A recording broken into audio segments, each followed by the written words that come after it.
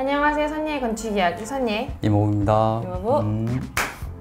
오랜만이야. 너무 오랜만이에요. 우리 중급자 코스 몇 개 했지? 올해 초에 시작해서 12개 정도 12개? 했던 것 같아요. 올해 안에 끝낼 수 있을지 모르겠다. 그러니까 끝내야 돼요. 이거를 기다리는 분들이 댓글도 막 달아주시고 끝내야 합니다. 반드시. 된다고 압박 주지 마. 이게 힘들어. 그거 해야 돼요, 준비하는데.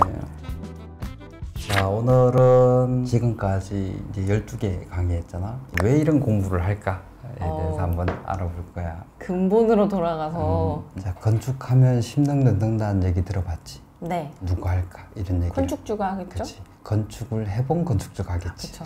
싼 게 비지떡이라는 얘기는 누가 할까? 그것도 건축을 직접 해본 건축주가. 건축주가 쓰기도 하는데 건설사들이 그런 얘기를 종종 해. 오, 의외인데요. 이거 제공해주는 업자가 한다는 거잖아요. 그치. 건축하면 심능 넣는다, 싼 게 비지떡이라는 얘기가 건축주하고 건설사 사이에 어떻게 쌓여서 이런 속담까지 됐을까? 그래서 오늘은 그 배경, 왜 이런 말이 나오게 됐을까를 한번 공부하는 시간이 해보려고 하는데, 건축주가 가장 원하는 게 뭘까? 싸게 튼튼한 집을 잘 짓는 거, 튼튼한 건물. 그러면 건설사는? 공사 따내고 이윤을 남기는 거겠죠? 둘 다 이윤을 목적으로 해, 그지? 자, 그러면 이제 건축주의 관점으로 한번 돌아가 보자. 싸게 잘 짓는다는 얘기는 예산을 줄여야 된다는 얘기고, 그렇죠. 그 예산에는 뭐가 포함되어 있지? 설계비, 시공비, 인입비, 부담금, 세금 등등등이 다 포함되어 있는 거야. 네. 그 중에서 가장 큰 거는? 공사비? 그치, 시공비가 가장 커. 자, 이제 건축의 시작점을 한번 돌아가 보면 사업계획서를 만들어야 되잖아요, 그치? 네. 사업계획서를 만들 때 설계비, 시공비, 인입비, 부담금, 세금 등등등을 예산으로 잡고, 그 다음에 건축 후에 수익을 얻는 보증금, 임대료, 아니면 건물을 짓고 팔면 판매비, 이런 것까지를 이제 이익으로 보는 거야. 그럼 건축 계획 단계니까 네. 예산을 정확하게 잡을 수가 없겠지. 추측만 해야 하죠. 그치? 하지만 현실하고 비슷하게 잡아야 되겠지. 그죠. 그래야지 성공 확률들이 더 높아지니까. 자, 공사비를 한번 예로 들어보자. 네가 공사비를 이제 여기저기 알아봤어. 네. 근데 1년 전에 지어진 건축비를 평당 700으로 들었다면 네. 너는 건축비 예산을 얼마를 잡아야 돼? 일단 그때보다 시간이 조금 지났으니까 한 평당 750? 그치? 그런데 네가 공사 예산을 들었을 때하고 실제 공사를 할 때하고 시간 차이가 이제 2년 정도가 있는 거잖아. 보통 물가 상승률을 한 2~3%라고 봤을 때 공사비는 그보다 더 올라가거든. 자재비하고 인건비하고 이런 게 다 돼 있기 때문에 한 5%씩 봐야 되는 경우도 있어. 그럼 2년이면 몇 프로야? 그냥 단순하게 하면 10% 오르는 굳이 거죠. 10% 오르는 거지. 그럼 예산을 얼마를 잡아야 돼? 10% 증가한 금액으로 그러면 700? 70을 잡아야 그렇지. 770을 잡아야 돼. 제가 너무 좁게 잡았군요. 그렇지. 계획 오류를 한 거야. 이러면 건축이 망하는 건데. 또 하나가 있어. 시공비 외에 인입비나 부담금 이런 것들 종류가 많거든.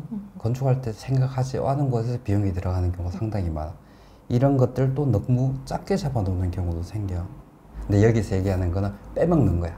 건축할 때 부담해야 되는 거를 몰라서 빼먹는 경우가 생기기도 하거든. 자, 그럼 설계 단계로 가보자.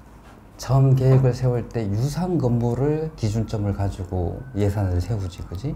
그런데 설계를 할 때 그렇게 설계를 할까? 아니죠. 저의 욕망을 다 투영해서 이 건물은 훌륭해야 해, 멋져야 돼, 그치. 이렇게 짓는데. 그래서 대부분 규모를 더 키우거나 디자인을 더 좋게 만들어.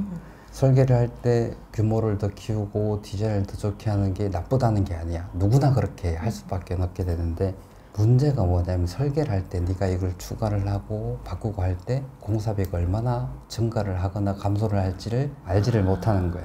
그럼 저의 예산 계획에 문제가 생기겠네요. 그치, 예산 계획에 문제가 생기는 거지. 자, 이제 사업 계획 때도 알아봤고 설계할 때도 알아봤으니까 이제 견적 받을 때를 보자. 견적 받을 때 보면 이미 예산하고 공사비는 차이가 생기게 되는데 우선 예산을 맞춰야 되지. 네. 그래야지 사업성이 생기고 건축할 목적에 맞춰서 건축할 수 있으니까. 근데 여기에서 건축주가 뭐가 있는가 하면 이제 인지 평형이 생겨. 인지 평형. 심리 용어인가요? 그치, 심리 용어긴 한데 첫 번째가 앵커링 효과이고 두 번째가 계획 오류야. 네. 앵커링 효과는 뭐냐 하면은 배가 가다가 닷을 딱 내리면 네. 배가 딱 서버리잖아. 네. 그래서 건축을 처음 할 때 처음 들었던 금액, 이걸 기준으로 모든 걸 평가를 해. 아, 이미 시간이 지나서 변하고 있는데 나는 이 처음 그 가격으로 생각한다는 거죠? 그렇지. 그게 이제 앵커링 효과야. 만약에 네가 처음에 아까 얘기했던 평당 750이라고 딱 앵커링을 해버리고 나면 설계를 하다가 견적을 받을 때 이건 공사비가 800입니다, 900입니다 하는 얘기는 전혀 들리지가 않아. 귀에 들어오지 않죠. 전혀 들리지 않아. 그래서 750이라고 얘기한 사람들 말만 맞다고 생각을 해. 그런 사람을 찾는 거군요. 그치. 내 생각이 맞다는 걸. 그래서 이제 이걸 확증 평량이라고 하고. 아. 그리고 이제 아까 계획 오류라고 했지. 계획 오류는 프로젝트를 완수하는데 필요한 시간, 비용, 위험을 너무 작게 평가를 해. 아까 제가 짧게 그치. 적었다. 그래서 지나치게 너무 낙관적으로 보는 게 계획 오류야. 근데 이게 두 개가 서로 상승 효과를 일으켜. 서로 계획 오류를 했지. 네. 낙관적으로 봐. 그걸 앵커링으로 딱 박아버리고 계속 그걸 기준점으로 보는 거야. 그럼 너무 현실과 저의 생각의 갭이 커지는 거 그치. 아닌가요? 계획하고 현실하고 갭이 점점 커져서 나중에는 실현을 할 수 없는 계획이 돼버리는 거야. 근데 모든 사람이 다 그렇게 하잖아요. 지금 저부터도 어떻게 할래? 라고 하면 저도 머릿속에 딱 그 금액이고요. 저는 이런 멋있는 건물 짓고 싶어요 라고 할 것 같거든요. 근데 계획 오류가 있어야만 어떤 사업이든지 할 수 있거든. 그러니까 이 사업을 했을 때 내가 수익을 낼 것이라고 하는 낙관적인 전망을 가지고 있어야 시작은 할 수가 있어. 하지만 실제로 들어갔을 때는 조금 더 꼼꼼하게 따져서 그렇게 해야 된다는 거야. 그러니까 대부분 건축주들이 평생 한 번 하잖아. 당연히 비전문가일 수밖에 없고. 자, 다시 한번 견적 받을 때로 가보자. 처음부터 계획을 좀 잘못 잡았어. 공사비를 좀 작게 잡아놓고 그 다음에 뭔가 더 빼먹었어. 그리고 설계하는 동안에 원래 예시로 잡았던 건물보다 규모도 크게 하고 디자인도 더 좋게 했어. 근데 건축주가 처음에 공사비 잡은 거 있지. 그게 앵커링 효과가 딱 됨으로 인해 가지고 그 금액보다 높은 금액을 낸 건설사를 뭘로 생각하느냐? 사기꾼이라고 생각하겠죠. 사기꾼이라고 생각. 만약에 네가 여러 건설사한테 세부적인 견적을 받았으면 그 견적을 비교 분석을 해보고 견적을 잘 냈는지 잘못했는지를 평가를 하고 업체를 선정할 수 있겠는데 네. 만약에 그렇게 못했다면 건축주가 유일하게 명확하게 이해할 수 있는 건 딱 하나밖에 없어. 총공사비. 그러면 그 하나 가지고 그렇지. 내 예산에 대해서 판단을 하고 제일 낮은 업체 당연히 고를 수밖에 그렇지. 없겠네요. 그래서 그때 건설사가 하는 얘기가 싼 게 빚이다 이런 얘기를 하는 거야. 아, 거꾸로 이제 건설사 쪽에서. 건축주에게 싼 게 빚이득입니다 라고 얘기를 하는 거예요. 근데 건설사가 아까 수주도 하고 이윤도 남긴다고 했잖아요. 마냥 싸게 내진 않을 거 아니에요. 그지. 그대로 그냥 공사를 한다고 하면 손실이니까 계약을 하면 안 되는 거지. 네. 근데 이제 여기에 함정이 하나 있어. 자, 이제 건설사 관점으로 좀 돌아가 보자. 왜 이렇게밖에 할 수 없는지. 우리나라가 70년대, 80년대 때는 GDP 성장률이 10%가 넘었어. 그리고 90년대가 한 7%, 2000년대가 한 4%, 2010년대가 2%, 지금 한 1%대. 그죠. 우리나라가 막 고도 성장을 할 때는 건설사 사람이 좋았거든. 다 짓고 해야 되니까요. 근데 지금 성장을 하고 있지 않잖아. 그죠. 근데 건설사는 2배가 됐어. 그러면 똑같은 먹을 걸 가지고 그 2배 늘어난 업체들과 경쟁을 해야 되는 거잖아요. 치열하게 경쟁을 하고 있는 거지. 네, 지금은 몇 년 전부터 무한 경쟁 상태이고, 자, 건축주가 저기에서 견적을 10억을 받았는데 건설사 이제 어떻게 이야기해야 돼? 얼마까지 받아보셨어요? 얼마를 생각하세요? 낮추는 거죠. 당신이 다른 곳에 10억을 견적을 받았으면 저희는 9억 9천 해드리겠습니다. 근데 그렇게 금액을 부를 수 있다는 건 그렇게 공사를 할 수 있다는 거고 그만큼 남는 게 있다는 거잖아요. 근데 여기에서 네. 건축 산업의 특성이 있는 거야. 네. 건축은 완성된 물건을 사는 게 아니잖아. 네. 계약을 한 순간부터 주문제작 형태로 만들어지는 거야. 커스터마이징.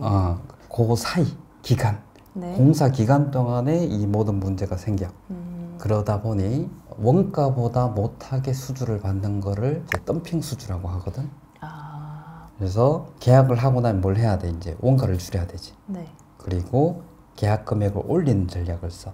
네. 원래 계약할 때 10억에 계약했으면 내가 이익이 남으려면 어떻게 해야 돼? 원가를 낮추거나 10억을 10억이 아니고 12억, 13억을 받으면 되잖아. 그래서 원가를 절감을 하려고 하다 보니까 어떤 일이 생기냐. 자재를 싸게 쓸 수밖에 없고 하도업체들을 쥐어짜야 돼. 그리고 하도업체에 돈을 못 주는 경우가 생기기도 하고 그리고 안전에 들어가는 비용도 줄여야 되고 네. 그리고 세 번째 뭐가 있느냐 하면 설계 도면이 완벽할 수가 없거든. 네. 그래서 사소한 잘못이 있으면, 변경거리가 있으면 그때 공사비를 올려. 그 공사비 상승하겠다는 핑계거리가 주어지게 되는 거네요. 핑계거리만 있으면 올리게 되는데 그 핑계는 얼마든지 만들 수 있고 없더라도 만들어. 그러지 않으면 회사가 망하잖아. 네, 그죠. 건설사가 규모가 또 그렇게 큰 회사들이 아니다 보니까 현장 하나 잘못되면 회사가 망할 수밖에 없거든. 근데 그런 원가 절감을 위해서 자재를 좀 저렴한 걸 쓴다던가 아니면은 금액을 계속 올린다던가 이거를 계약서를 잘 쓰면은 품질도 보장받고 올라갈 필요도 없고 그렇게 되는 거 아니에요?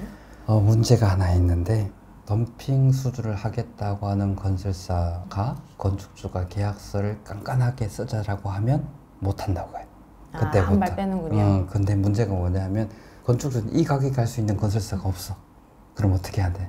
잡아야죠. 해주세요. 이렇게. 가버리 바꾼 거야. 그래서 계약을 후퇴를 조금씩 해. 내가 보호를 받을 수 있는 것들을 그대로 하지 않고, 왜냐하면 조금 더 깐깐하게 하면 저희 이렇게 하면 못하겠습니다 해가지고 물러서니까. 그래서 덤핑 수주하는 업체들은 그런 건축주만 골라서 하는 거야. 그럼 너무 건설사가 나쁜 거 아닌가요? 건설사만 나쁘다고 하기는 좀 그렇지. 왜냐면 건설사도 살아남아야 되니까. 그쵸, 그건 그렇죠. 그러니까 처음에 건축주가 시작이 공사가 안 될 정도의 낮은 금액을 제시하는 건설사를 선택을 하다 보니 아까 경쟁이라고 했지. 네, 무한 경쟁이라고 했죠. 그런 데서 살아남기 위해서는 그런 전략을 쓸 수밖에 더 없어. 그런데 그렇지 않은 건설사도 상당히 많아. 근데 하지만 그런 건설사들은 규모가 커지기 어렵지, 그지? 수주를 잘 못하니까. 그래서 덤핑이라 해서 수주를 받아서 원가를 쥐어짜고 그 다음에 건축주에게 어떻게든 설계 변경거리를 찾아서 공사비를 올리고 나중에 안 되면 소송을 가더라도 그렇게 해서라도 수주를 하는 건설사들이 생긴다는 거예요. 자, 이제 공사 끝날 때를 한번 보자. 네. 건축주는 계약할 때까지는 자기가 협상을 잘해서 좋은 건설사를 선택했다라고 생각을 하겠지만 공사 끝날 때는 어떻게 됐어? 계약보다 공사비는 올라가고 공사비를 올리면서 서로 협의하고 협상하고 싸우면서 결정이 안 된 것들 때문에 공사가 늦어져. 한숨만 나오게 되는 그치? 거죠. 자, 그러면 사업 계획서 뭐 할 때보다 당연히 공사가 끝날 때는 공사비가 올라갔고 기간도 늦어졌고 그래서 마이너스가 생기는 경우도 생겨. 그래서 차라리 건축 안 하는 게 더 나았을 정도까지도 생기기도 해. 그러면 그때 이제 건축 한 번 하면 10년 넘는다는 얘기가 자연스럽게 나오게 되는 거야.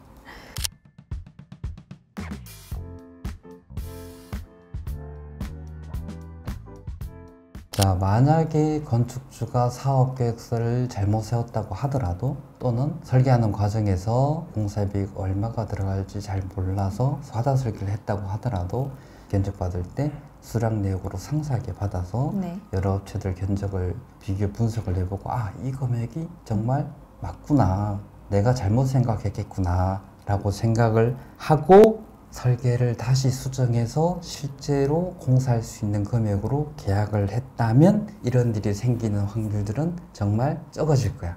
안 좋은 고리를 끊는 거네요. 그치. 근데 생각해보면 처음에 사업계획 세울 때 공사비가 딱 됐어, 그치? 근데 설계를 하는 과정에 공사비에 대한 정보는 들어오지를 않아. 물어보는 게 그냥 도면 들고 가서 건설사에 이거 평당 얼마 정도 하겠어요? 라고 물어본 것 정도밖에 안 되는데 사실 물어볼 가치가 없는 게 그 도면으로 건설사에게 평당 얼마라고 듣는 답은 거의 다 잘못된 대답일 확률이 커. 왜냐하면 건설사들이 수주를 하기 위해서는 낮게 부를 테니. 그러면 그 건축주는 계속 그 금액이 맞구나, 더 낮출 수도 있겠구나 생각해서 쭉 오다가 네네. 실제로 공사하려고 딱 뚜껑을 열어보니까 금액이 너무 차이가 많이 생겨버리는 거야. 그래서 이제 공부를 해야 된다, 요 맥락이신 거죠? 이거를 잘 판단하려면. 그렇지. 그래서 사람은 어쩔 수 없이 특히 건축에서는 앵커링 효과, 대고령, 확정 편향이 생길 수밖에 없는데 이걸 좀 벗어나야 돼. 벗어나지 않으면 이 고리를 끊을 수가 없어. 몇 가지를 한번 정리를 해보자. 첫 번째가 스스로 전문가가 돼야 되겠다라고 생각을 해야 돼. 네. 건축주는 당연히 건축을 경험해보지 못했으니까 비전문가일 수밖에 없잖아. 그렇다고 하더라도 내 평생 모은 돈이 여기 들어가. 실패하면 인생 날아갈 수도 있는 네. 거야. 모든 과정을 이해하려고 노력은 해야 되고 모르는 거는 질문을 해야 돼. 알아서 잘해주겠지라는 생각은 버리고, 내가 그 분야의 전문가는 되지는 않는다고 하더라도 건축주로서의 전문성은 가지고 있어야 되는 거야. 그러니까 내 역할 잘 해야 되고 내가 돈 쓰는데 그거 정확하게 알아야지 잘 쓸 수 있지 않냐. 그렇지. 자, 그럼 두 번째, 현실적인 사업 계획서.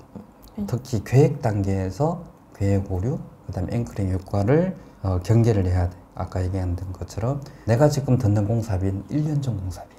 그러면 적어도 2년 정도의 공사비 상승률을 감안을 해서 공사비 예산을 잡아야 되겠지. 그리고 설계비나 시공비 외에 인입비나 부담금, 세금, 검증비용까지 다 사업계획서에 들어있어야지 나중에 이거 뺐네? 내가? 그럼 거기서 만약에 빠졌으면 뭘 줄여야 돼 이제?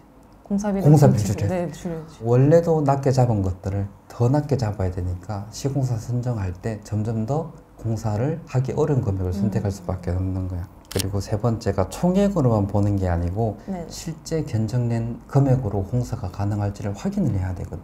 그러려면 어떻게 해야 돼? 많은 분들 만나야 되겠죠. 여러 건설사한테 수량 산출시 내역서로 견적을 받아봐야 돼. 막 그렇지 않으면 낮은 금액에 내가 끌려갈 수밖에 없어. 그 아까 건설사가 말하는 싼 게 비지떡이야. 그렇지. 자, 그러면 하다가 내가 원래 세웠던 계획에 따라서 진행되고 있지 않네? 예상했던 금액보다 금액이 많이 나오네? 라고 하면 우선 스톱. 그래서 내가 앵커링 효과나 계획 오류에 빠지지 않은지를 항상 스스로가 돌이켜 봐야 돼.